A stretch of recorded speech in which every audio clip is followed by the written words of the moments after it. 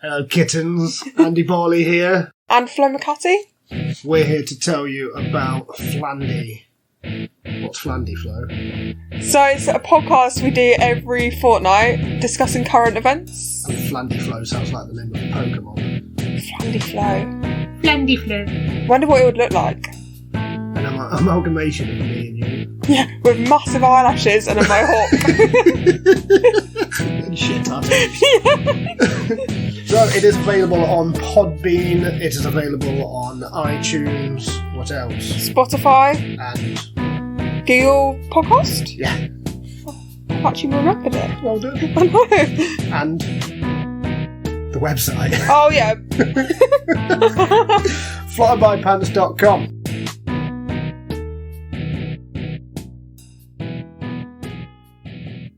Hi guys, welcome to the 4th episode of Spare Pants. Today's episode is going to be chatting about the disappearance of Crystal Rogers, as well as the suspicious things happening in the small town of Bardstown, Kentucky.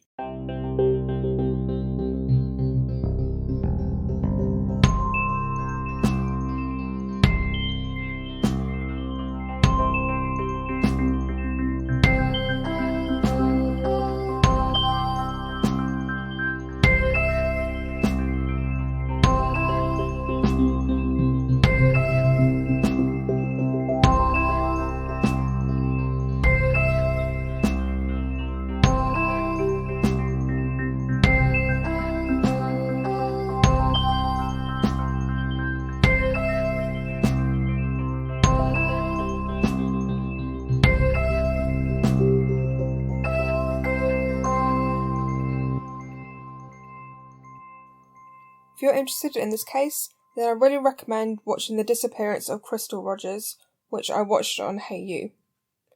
So Bardstown is a pretty small town in the area of Nelson County, Kentucky. The population is around 13,000.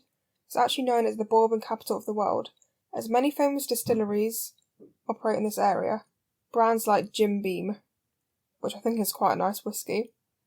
However, this town is known for its secrecy, with many horrible events occurring there. Crystal disappeared on the 3rd of July 2015. Her boyfriend, Brooks Hook, said that she stayed up late playing games on her phone, and the next day she was gone. One thing that I find suspicious is that even after 2 days, her boyfriend didn't report her disappearance to the police, and it was her own family that had to do it. Anyone who knows about missing people's cases knows that the first 24 hours after someone goes missing is the most important, and that as time goes on it's a lot less likely to find them. I've heard that after 24 hours the likeliness to find them goes down by half, and then the next 24 hours it's half again, but I'm not sure how true that is. On the 5th of July, Crystal's car was found abandoned on the highway. The vehicle still had her purse, phone and car keys inside. Now the car did have a slightly flat tyre, however it wasn't flat enough to have to pull over. And also her family insists that even if Crystal's car did have a flat tyre, she would have continued driving until she got to a safe place. And when investigators looked at the seat of the car, it was actually pushed really far back, and with Crystal's height it would have literally been impossible for her to reach the pedals, so perhaps she wasn't driving at all. Now when it comes to missing people's cases, like the case of Maura Murray, which I've also done an episode on, there's often the theory that perhaps the person in question might have just ran away, maybe to start a new life. But when it comes to this case, I think that's really unlikely. Crystal had a great relationship with her family, and I don't think as a loving mother she would just get up and leave her children. So, in my opinion, the most plausible theory is that her boyfriend at the time was involved. This guy is so fucking shady. Crystal's family said that he's not once tried to help with the investigation at all. Surely you would attempt to find your partner and the mother of your child. And apparently Crystal and Brooks had quite a stressed relationship. There were often arguments, and Crystal would occasionally stay at friends' and family's houses when they had big rows. On October the 16th, 2015, Brooks's brother Nick was sacked from the Bardstown Police Department for meddling with the Crystal Rogers case. Nick had actually warned his brother that detectives were going to interview him, told Brooks to try and protect himself, as he said they might be trying to trip him up. So Nick did a lie detector test, and he failed. Now I know many people, including one of my friends who might be listening, who studies psychology at uni, believes that lie detector tests are a load of bollocks. Obviously when you're nervous, your heart rate is going to be affected. But even if you completely ignore the whole failed lie detector thing, both Brooks and his brother are still suspicious. Also, one of Brooks's mates and colleagues, Danny Singleton, was arrested and imprisoned after he lied under oath concerning the case.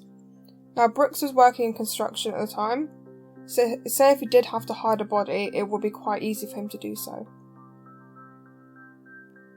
Now, it wasn't just Brooks's policeman brother that was involved in this case. His grandma, Anna Whiteside, who was 82 at the time, refused to stand in front of a jury due to concern about incriminating herself. The investigators wanted to question her about a car that they thought was involved in the disappearance. Now you might be thinking that a cute 82-year-old grandma isn't going to murder anyone, but I just don't trust anyone in this family. Since Crystal's disappearance, her family put up signs, both in Bardstown as well as in neighbouring communities.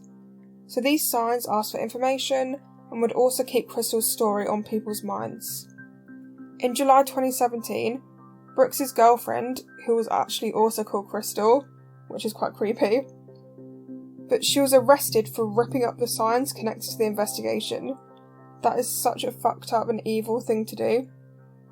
That's not just a jealous girlfriend thing, that's just creepy as fuck. On November 19th, 2016, Crystal's father, Tommy Ballard, was shot in a supposed hunting accident. Now, Tommy Ballard was the face of the search for his missing daughter. He led search parties, put up posters, and did tons of research. He spent night and day trying to look for her. But what if his death was no accident? Now, I'm obviously not an expert in hunting. I don't even know how to hold a fucking gun properly. But apparently in this area of America, the laws are quite strict when it comes to hunting. So you have to wear specific colour clothing, obviously to prevent accidental shootings happening.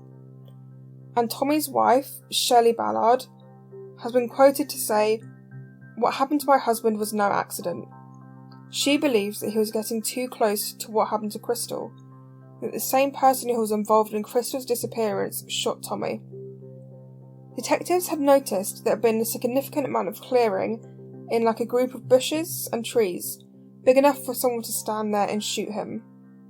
As well as that, there was a tree that was said to have been used to stabilise the shot. There were marks left behind from the gunpowder and recoil. So detectives have said that the disappearance of Crystal and the murder of Tommy Ballard aren't linked at all, which I think is a load of rubbish. Firstly, this was no hunting accident, because what coincidence that it just happened to be Tommy Ballard to get shot randomly, and no one's come forward, no one knows anything.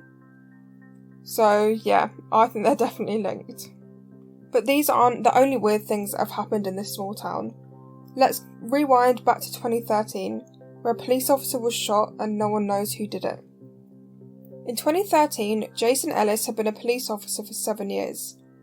He had received numerous awards, and people have said that he was a great guy. On May the 25th, 2013, Jason was driving home from work in the early hours of the morning. He had noticed that there were loads of leaves and branches in the road, so he pulled over to clear the shrubbery, because it could have caused an accident. This was a trap. Someone had ambushed Ellis and had shot him numerous times with a shotgun, and the murder remains unsolved to this day. And then in April 2014, the brutal double murder of Kathy and Samantha Netherland occurred. Kathy Netherland was a special education teacher at Bardstown Elementary School, and her daughter Samantha was a 16-year-old sophomore at Bardstown High School. On the 22nd of April, Kathy had failed to show up for work, and their bodies were discovered soon after. Kathy was shot multiple times, and Samantha had been viciously hit in the head. The only piece of evidence is a photo of a black Chevy Impala that may have been at the house at the time of the murders, but other than that, the case remains unsolved. So the FBI was actually investigating the Bardstown Police Department due to corruption within the force. Apparently other police departments across the state refuse to work with them due to how corrupt and fucked up they are. By the way, the rest of what I'm going to say is from Reddit, so I'm taking it with a pinch of salt, but I wanted to include it anyway because I thought it was interesting.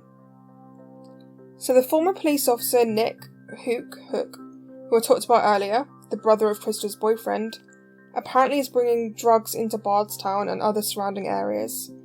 He's basically running a huge drug organisation. Jason Ellis, the officer who was shot, was investigating Nick and was murdered because he got too close. Now actually, Nick's family farm is less than a mile away from the place where Ellis was shot, and the murderer would have had to escape on foot because there were roadblocks in the road. Now this person said that Crystal had uncovered information on the drug smuggling and the murder of Jason Ellis, so her boyfriend Brooks, who was involved, and his brother, killed her. Crystal actually confided in a friend that if she was ever to go missing or be murdered, there was an envelope with evidence against Brooks. This envelope's never actually been found. And from what I've heard about this town is that there's a very specific class system present. So if you're high up in the town, you can pretty much get away with anything. And the fact that 4 murders and a disappearance have occurred and no arrests have been made is so shocking. And I really hope they find the person or people that committed these crimes. Because I can't believe that the police department are this fucked up. They can't even solve one murder yet. So that was the end of that episode of Spare Pants. Sorry it's so short, but I don't like my true crime ones being too long. Because I find that sometimes if a true crime episode's like an hour long, it can drag a bit for me. But if you have any true crime cases I might be interested in, please let me know. Perhaps ones about other corrupt towns. But before I end this episode, I just want to chat about some TV shows and podcasts that I've been enjoying during lockdown, as it's obviously a bit of a scary time and we could all do some distraction.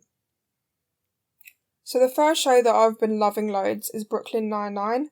It's so funny. It's got like 6 series on Netflix, and it's about a police force in New York, and you can binge watch it so easily. And obviously Terry Crews is just gorgeous. And another show I enjoyed is The Tiger King. So there's this thing called Netflix Party, so you send you and your friends like a link. You can all watch a film or a TV show at the same time, and it's really cute. But yeah, my friend Anne and I watched Tiger King, and it was really interesting. It was a bit strange, but it was funny, bit of true crime. It was a bit weird, but I would recommend it. The podcast I discovered was called True Crime Cast. So I listened to a really good episode about Kurt Cobain and his death, and whether Courtney Love killed him. I personally think she killed him, but everyone else is like, nah, that's bollocks. And another podcast I love is Jack Mate's Happy Hour. It's really funny, and his YouTube videos are the best. Thank you for listening. My next episode will be out on the 14th of May. You can contact me at flo@flybypants.com or my Instagram, which is f.mcatty. And make sure to listen to me and my friend Andy's podcast, Flandy. So obviously we can't see each other, so basically we have to FaceTime each other and record it. It's actually quite difficult, but it's quite funny. Stay safe and don't be a wanker, stay at home.